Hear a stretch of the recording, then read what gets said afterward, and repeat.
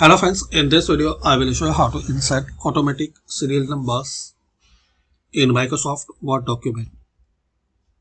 So easy way, if you have table or without table you can insert. Now once you write anything,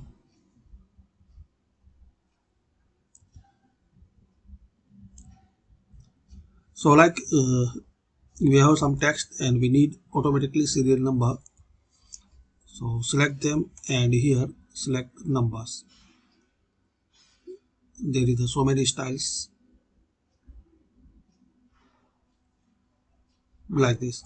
And if you have the table and you want to insert the serial number in table,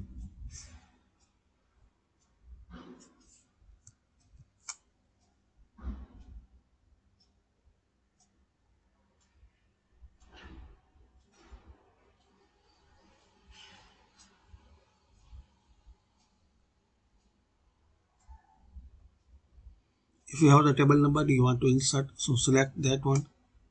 In the home, select here number, so you have this serial number.